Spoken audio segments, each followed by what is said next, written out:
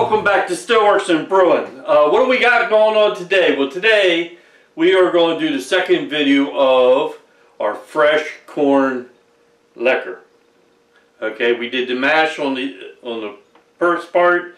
Second part is going to be about fermentation and the distillation. So the first thing we got to do, we already made our mash. Let's check our temperature. And our temperature is 84 degrees, so that's good enough for the yeast. But let's check out our pH. And our pH is 6.86. So we want to drop that number a little bit. How can we drop that number? It's very simple. We're going to add a little bit of citric acid. But just remember, this goes very far, so don't put too much in at one time. I usually just do a few pinches. It does go very far. So let me put a couple pinches in there. And then I'll stir this in. What am I looking for? I'm looking for about 5.4 is where I like it. Okay, so we are at 6.6. Let's go a little bit more. Little pinch. Pinch will do you. Citric acid. Now if we had to go the other way, we would use baking soda.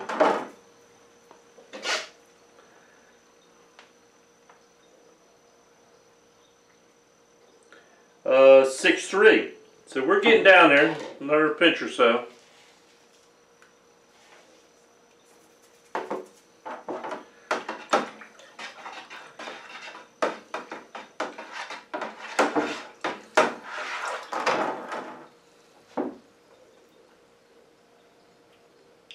Five 9, 5 8. One more pinch.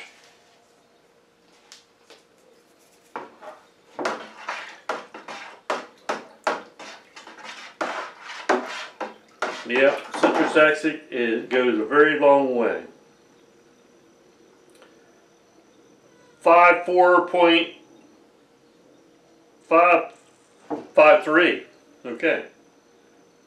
5.3. I'm going to leave it right there. Okay, so we got our temperature right for our yeast. We got our pH ready for our yeast.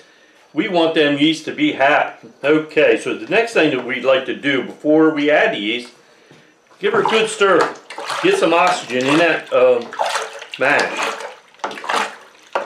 So, alright.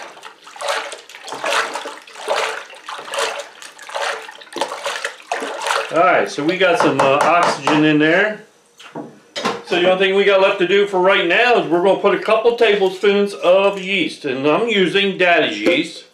That is my go-to yeast. So, a couple tablespoons.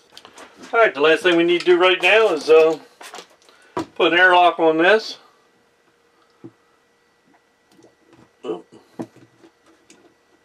Alright, there's our airlock. We'll come back here in a little while and see if start to bubble yet. Okay, I come out and checked exactly 1 hour and we're already seeing activity. Alright, so I'll come back in another hour and see how she's doing. Hour 2, happy yeast. Hour 6, we'll see how it's doing in the morning. Okay, 12 hours later. It's working hard. Alright. 24 hours. Day 7. I believe she's done. Okay, there's one surefire way to know if the fermentation is complete. Take the lid off. And one way to know is with one of these. A hydrometer, and if we put it in there and let it finish bobbling around. Okay, it is done. It is right there at 1.000. And what that means is all, there's no sugars in that liquid. The yeast has ate all the sugars, so fermentation is done. Okay. Okay, so fermentation is done. The next step is we are going to distill this out. Okay, so what I use is an auto siphon. It just makes it easier. They're relatively inexpensive, or you could just siphon it over. But I like to siphon out of my fermentation bucket and leave all that junk behind, so I got a nice clean mash going into my still. Okay, so let's get this started. And it's so easy to do. A couple pumps. It's well worth the investment to have one of these auto siphons. And that's it. Siphon is started. So we'll be back in for the next step. Okay, next step. Next step is to degas our mash. Okay, and the way I do, you can either use a spoon. I just use a cordless drill, and I got this stirring rod. And I think it was made for wine, but you can get them. And it's very easy to do. We just want to knock the gas loose that's trapped in that liquid. Okay. Well, not like that though. But if you've been watching this channel, you know I like to make a mess.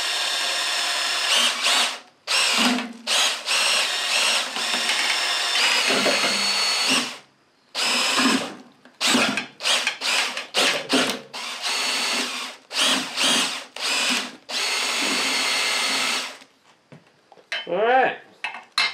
What I do next is I start putting some heat on it. So I got my PMW switch, pulse width PWM, pulse width modifier switch, and I heat her up slow because I don't want to take a chance of scorching anything. So I feel if you heat it up slow, it gets that mash that's in there start moving around so nothing can settle on your element. Plus, because I'm using a 110 heating for the electric, I always put a little bit of propane under the bottom, low, with a diffuser plate to help it start heating up. So, while that's heating up, I'm going to start stacking my still out. Alright, so let me get that stacked out, and then we'll be back. Alright, my still's all stacked out. I've been heating it. The pot temperature is right around 168, but if you notice, I'm just getting one or two little drops off, and it's very, very pungent. You know, it smells, like I've said before, it smells like fingernail polish remover. So what do you think that is? I think that's our 4 shots just starting to come off just a little bit. So we got a little while to go. I mean, my sight glass is the fog went away, and now it's just wet with condensation. My column, if I feel my column down where my copper rolls are, it's warm, but not up above that. I put two rolls of copper in there. My head temperature is just hanging out. It ain't moving up yet. But, like I've said a million times before, now's not a time to walk away and go do something else. You best sit down and watch it. Because when it decides to shoot the temperature up, it's going to. Okay, my pot temperature's up at 175. And I can feel it's hot down here at the bottom. And I can feel it getting warmer as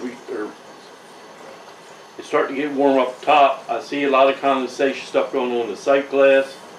So, and I do see a few drips of real pungent stuff. It's getting ready to, vapors are getting ready to come up the column. Alright, so make sure you keep an eye on it. Okay, so I killed the heat on the propane heat off, and right now I only got, well, I got a broken stream there, if you can see that. I'm pleased with that. I'm pumping in about 5 amps into the heating element at this time. That will readjust because that diffuser plate, it kind of stays hot for a few minutes. So I can adjust this to get the drip that I want. Okay, so how much am I going to collect? Well, my rule of thumb is with a grain mash, I usually go 1 ounce per gallon. So I'll collect off, and that's just a rule of thumb now, I'll collect off about 6 ounces. Now if it's a fruit mash, I'll go half that much more, so maybe 9 ounces or somewhere in that neighborhood. But the best thing to do is you go by that smell. Oh yeah. I mean, right now it smells pretty good. Tastes fantastic. But I think I'm gonna still go for at least 6 ounces, which I'm almost there anyway. I mean, that's about 4 ounces right there. But I'll go 6, and then what I'll do is I'm gonna collect a half a pint, 2 half pints, and then if everything's great, then I'll move over to quart jars. And I better put a little more heat in there. That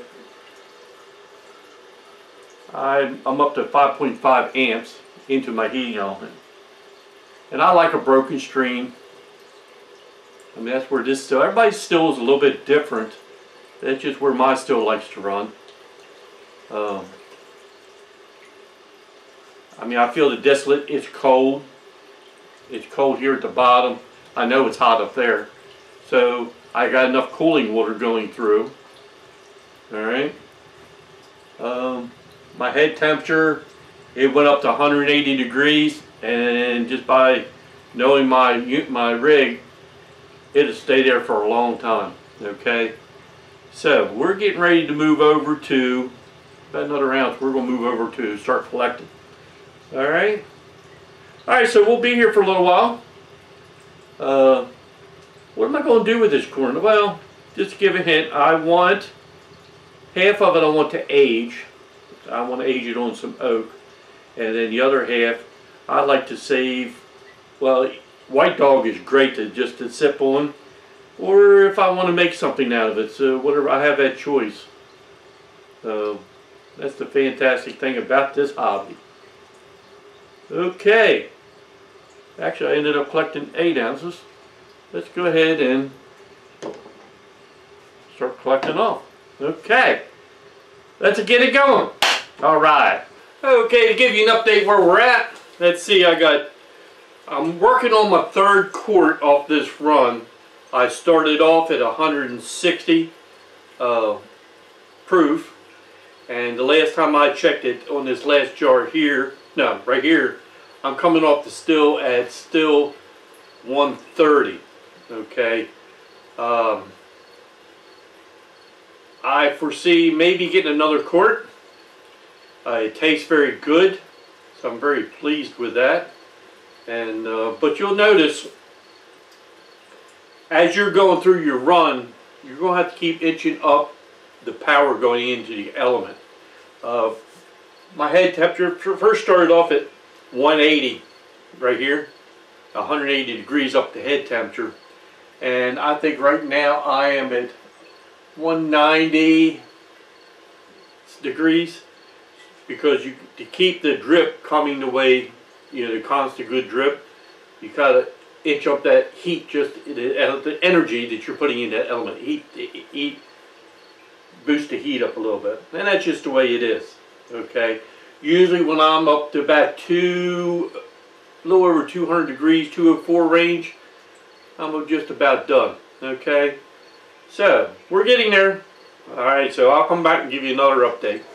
Okay, I would say this distillation of this corn liquor is done. What did I get?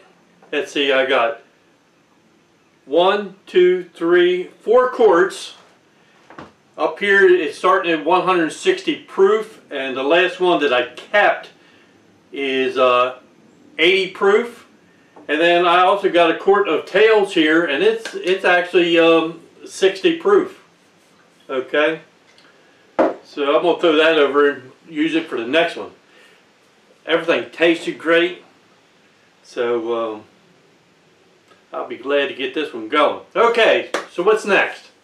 This is going to be the end of this video, so make sure that you come back for video number 3, which is going to be blending, proofing it down, and then I also want to take half of this. I think I said this before, but I want to take half of it. I want to age it on some oak. So this ought to be pretty interesting. This has been a fun series. Okay, so make sure you come back for the next part 3. Last thing I got to say is, hey, thanks for stopping by. We'll see you next time here on Stillworks and Brewing. Cheers, everybody.